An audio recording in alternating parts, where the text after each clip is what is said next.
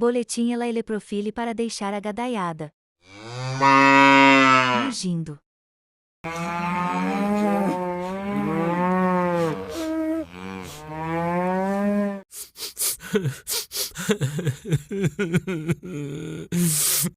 Como explicar o pobre de direita BR? É de fato um fenômeno.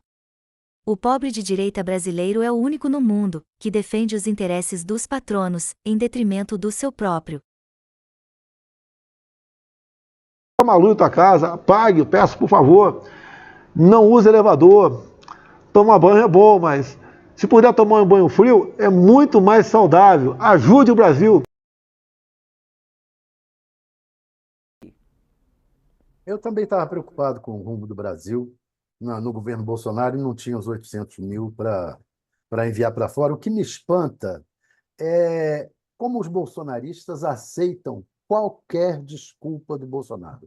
Tivesse o Lula enviado 800 mil para fora, para eles o mundo caía. Mas para o Bolsonaro vale tudo, qualquer tipo de explicação, eles aceitam. É isso que me deixa espantado. O Bolsonaro pode pegar joias do governo, que pertencem ao governo, vendê-las, um advogado do Bolsonaro recomprar essas joias e dizer que recomprou para dar para o Bolsonaro, para acabar com o problema, com o dinheiro dele. O Bolsonaro não precisa explicar a origem dos recursos dele. O Bolsonaro, os filhos do Bolsonaro compram casas de milhões com dinheiro vivo, com uma chocolateria que vende no ano inteiro a mesma coisa que vende na Páscoa. Quer dizer, para eles, qualquer explicação, ele não precisa dar explicação. Tudo é possível. Tudo é possível. Me espanta como os bolsonaristas aceitam isso de bom grado. É o chefe deles chamando a turba de burra. Por favor, doutor Paulo Gonet, eu não torci para o pior. Se tivesse torcido para o pior, não teria desmobilizado os caminhoneiros lá atrás. E talvez, para minha figura, o pessoal não fez absurdo. Agora, tem sempre os malucos ali que ficam com aquela ideia, né, de AI-5, intervenção militar, que as Forças Armadas, os chefes militares jamais iam embarcar nessa, porque o pessoal estava pedindo ali, até porque não cabia isso aí, e nós tocamos o barco, né? Então, me desculpe, respeitosamente, Vossa Excelência, não estimulamos nada de anormal. Quando surgem iniciativas que visam melhorar a sua própria qualidade de vida, devolvendo-lhe um mínimo do excedente gerado pelo seu trabalho, concentração que fica no poder de poucos, ele tem uma síncope, tem crise de ansiedade, pensamentos catastróficos, é o primeiro a sair em defesa do patrono. Literalmente projetam-se, como se fossem proprietários do capital. O problema do Brasil é que a gente paga muito imposto. A gente quem exatamente? Todo mundo, uai.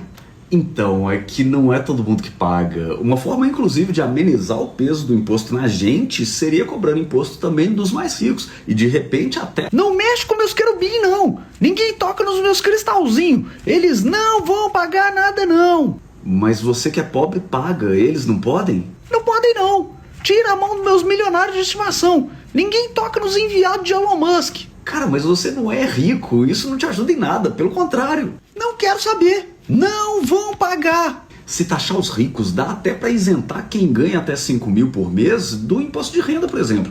Isso favoreceria por volta de 80% da população, inclusive você. Não quero nem saber. Você sabe que quando falam em taxar ricos, não é taxar a sua Renegade 2019, né? Sou contra mesmo assim. Não pode taxar rico, porque eu queria ser rico. Mas você não é. Não importa. Primeira coisa, isso aí é de outro quadro. E segundo, importa sim. Vamos combinar o seguinte: no dia que você for rico, aí você começa a defender os ricos, que tal? O que você acha? Porque por enquanto você tá só trabalhando de advogado para eles e nem recebendo por isso você não tá. Sou contra. Isto é, quando se manifestam gadalmente. Sempre seguindo os comandos do patrono. De quem realmente tem capital, como se a ele, o pobre de direita, fosse semelhante. Então, a grande conclusão que eu cheguei é: eu não posso ser mais de direita. Porque apesar de eu ser de direita, apesar de eu ser liberal, apesar de eu ser conservador, e quando batem o olho em mim, eles não veem um Aldemar Piguet e uma conta de banco multimilionária. Eles não sabem que eu votei no Bolsonaro e eu sou uma voz grande da direita brasileira, com muitos seguidores. Eles só veem um preto, com cabelo duro. E automaticamente colocam ali no lixo. Não me perguntam em quem eu votei na eleição brasileira, não me perguntam quais são os meus ideais.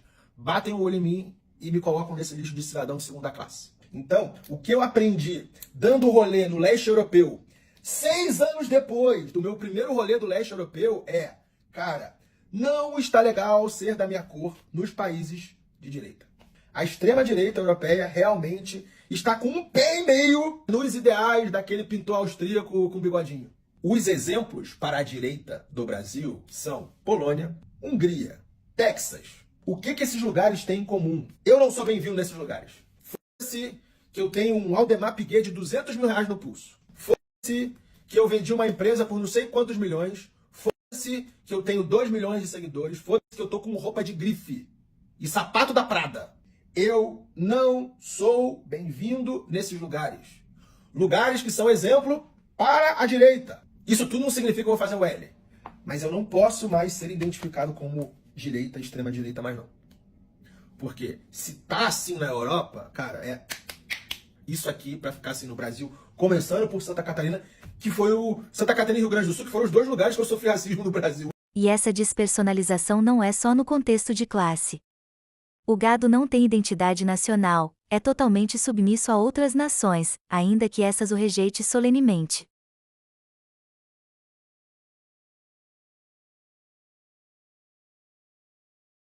Por que é que vocês estão com a bandeira de Israel? Porque somos cristãos, assim como Israel. Mas Israel não é Cristo, você sabe disso, né?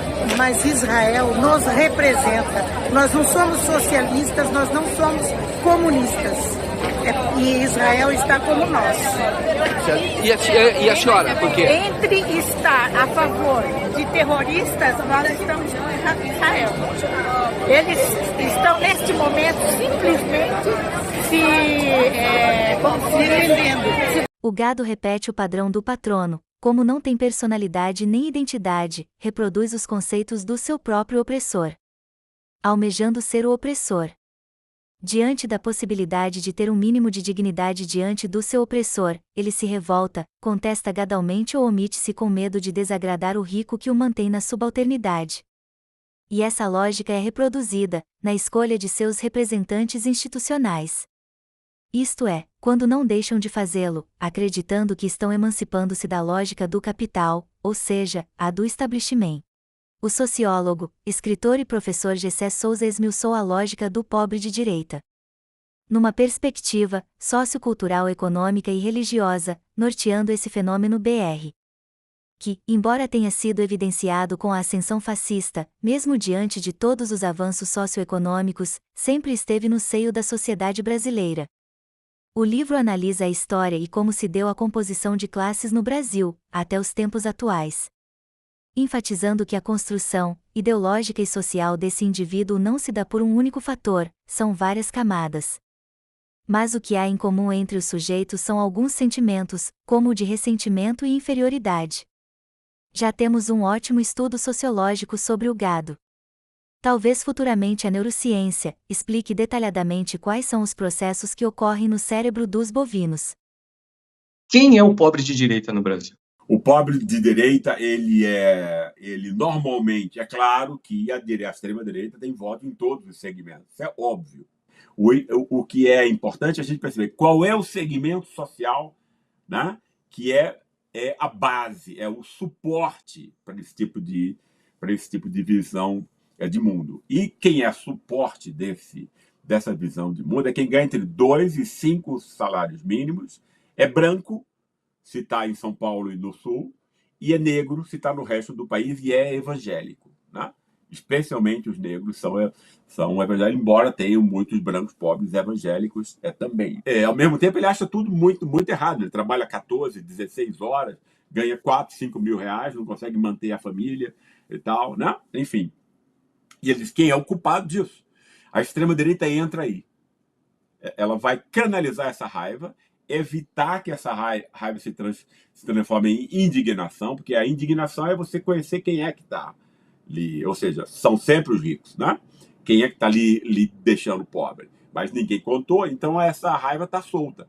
Aí o que é que a extrema-direita faz? Ela canaliza essa raiva. A nossa grande mídia é a Rede Globo, é Record, são redes sociais que estão aí para confundir as pessoas, né? Existem para mentir, para criar uma fraude, uma coisa virtual que impede que as pessoas percebam que, né, o seu grande inimigo está na Faria Lima. Né? Ninguém nunca contou isso para ele. Como ele vai saber? Né? Impossível. Né? Não recebe isso na escola, não recebe isso na esfera pública. Então ele tem o quê? Ele tem uma raiva